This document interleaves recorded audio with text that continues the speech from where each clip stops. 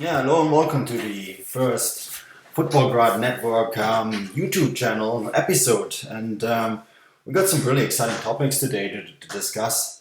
First and foremost, of course, there's Bayern's first defeat in the Rückrunde 2 and this to Hoffenheim, and many in Germany pitted this as a must-watch game because this was Julian Nagelsmann, who we've talked quite a bit about in coming up to this match, both on the Futbolgrad Network on Fußballstadt.com and also in our podcast, the Bundesliga Gegenpressing podcast. So we really pitted this match as one of the matches to watch, and watching this game, I felt that there was a lot of very interesting things in this match because there Nagelsmann set his team up very well with the three man in the back and with Suba and Suba on the one side, of course, and Torian on the other side, playing the wing backs and being able to push forward. And, there was the interesting aspect of that was whether Hoffenheim would be, strong enough to hold back and spring Bayern on the counter attack. And they did this quite well. They absorbed Bayern's pressure very well in the first half and had several counterattacks. And one of the things that I noticed in this game was the absence of Manuel Neuer, the fact that Bayern, always playing up with a very high line, sort of had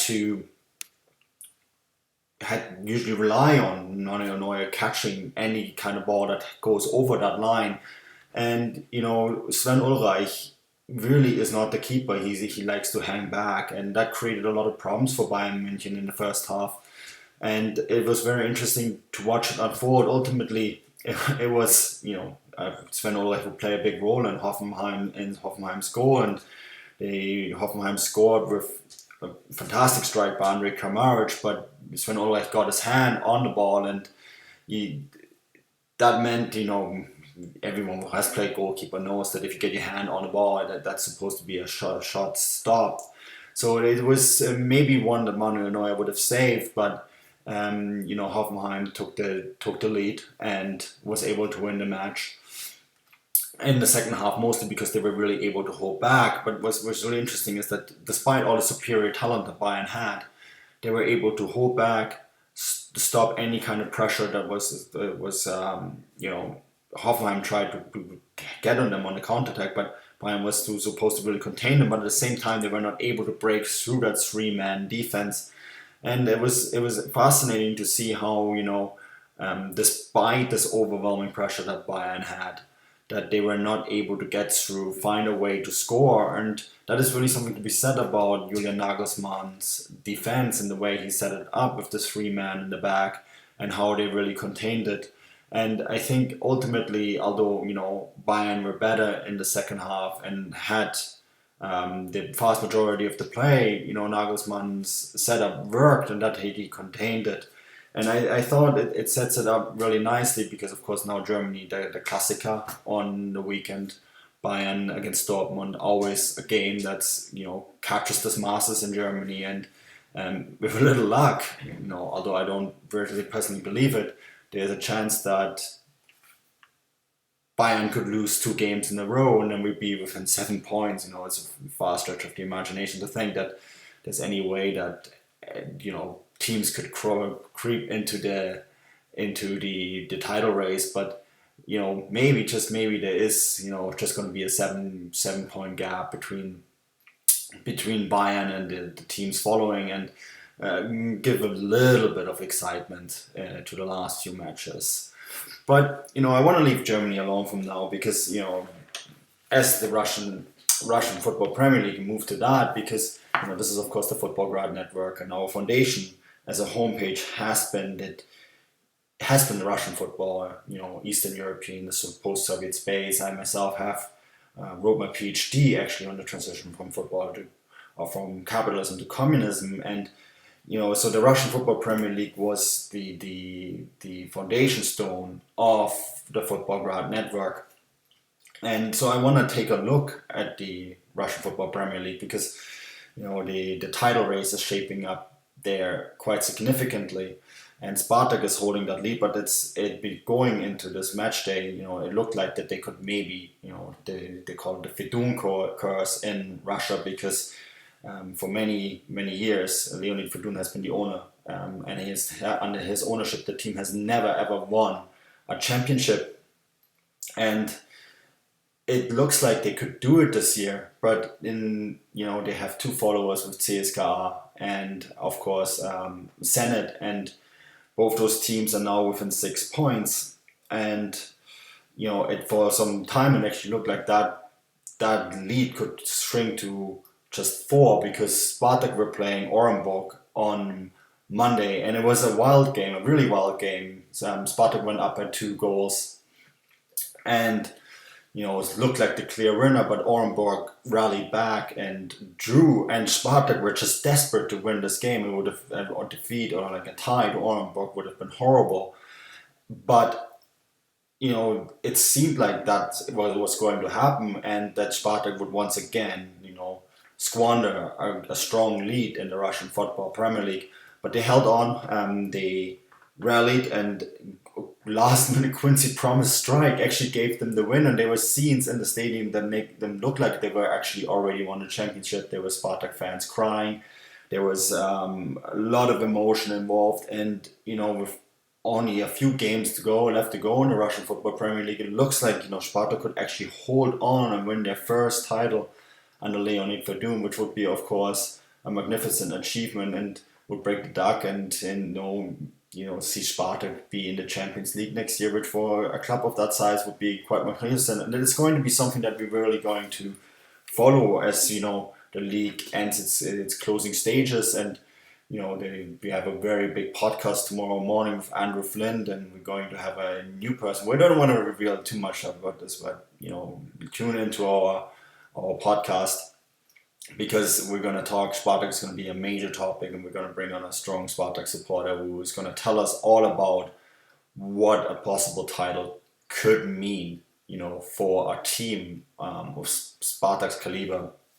But the Futbolgrad network is more than just Russian football or Bundesliga. We also do, as of this year, we cover a lot of Major League Soccer and Liga MX down in Mexico, mostly because I'm now based in North America. And there is quite a bit going on during this week. I myself will be traveling to Vancouver to cover the Vancouver Whitecaps game against Tigres. And Vancouver, of course, they played the first leg down in Mexico in this CONCACAF Champions League semi-final and took a heavy 2-0 defeat, and were to some extent very fortunate that this defeat wasn't worse. So they are going to host Tigres on Wednesday, and this is, I urge you, if you haven't seen any games up here in North America, I know in North America you gets a very bad rap in terms that a lot of people don't think the football is good enough. That it's developing, but especially Liga MX. I know MLS is sometimes hard to watch, but Liga MX is very exciting, and there's a lot happening there, and there's a lot of goals there, and it's the same as in a sense is also true for Major League Soccer. Now the two biggest leagues on this continent, and they essentially are the two leagues left in this CONCACAF Champions League competition. So we are left with the Vancouver Whitecaps, as I mentioned. Massive game for them Wednesday. Have to overcome that 2-0 lead. The other game is going to be Pachuca against Dallas. And Dallas are actually carrying a lead going into this match, going into Mexico. And they will have to play this game at altitude, which meant that Major League Soccer has given them a few days off so they could go to Mexico, prepare, and get ready for the altitude difference. And it's going to be a really fascinating game. So this game is actually going to kick off in just half an hour. I urge you to watch it. It's going to be on Facebook, so very easy available. And it's going to be a fascinating game to watch because Dallas is holding that 2-1 lead and could be just the third Major League Soccer team to actually reach a final, CONCACAF Champions League final, which has been always dominated by Mexican teams. It's never been won by a Major League Soccer team. So, there's that going on. And then, of course, tomorrow we'll bring you everything that you need to know on the Futbolgrad network about what's happening with both these games. And we'll be reporting actually live from Vancouver, from BC Place, where Tigers are coming to town, and which has been labeled the biggest match of the Vancouver Whitecaps history since their inception to Major League Soccer. Of course, they won the NASL Cup all the way back in the 1970s, but this is going to be the biggest game since they've joined Major League Soccer. So there's a lot of hype in Vancouver on the West Coast, and to host a team like Tigers, who are often described as, the biggest team in the Western Hemisphere here in Americas, especially when you consider that there's a lot of problems with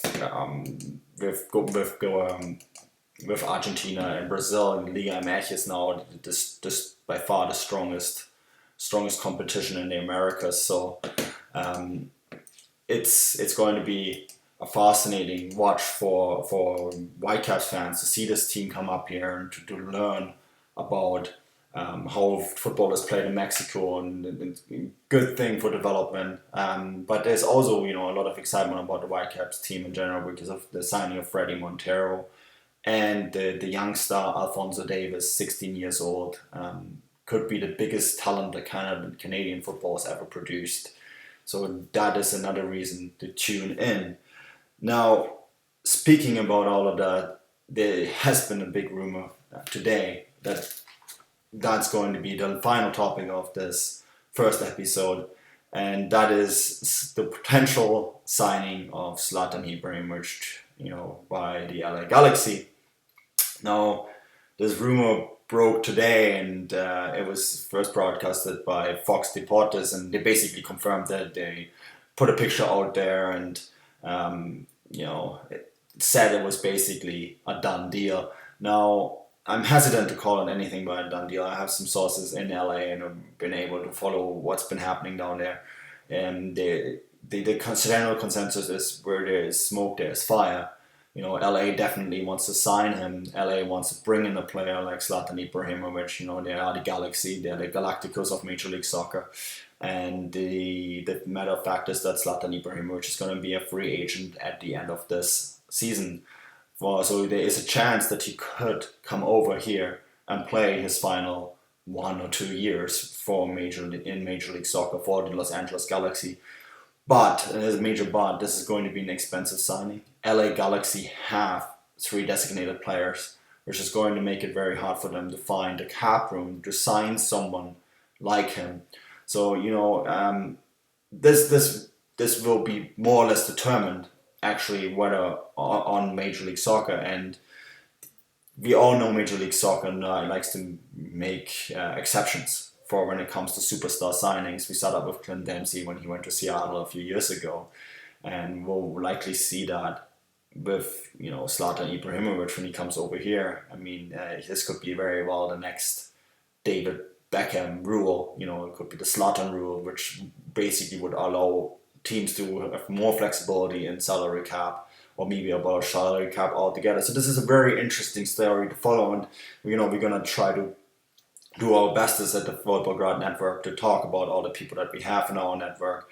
Also over at the World Football Index, of course, where I'm also editing, and to stay on top of this story, because as it develops, it will be very fascinating.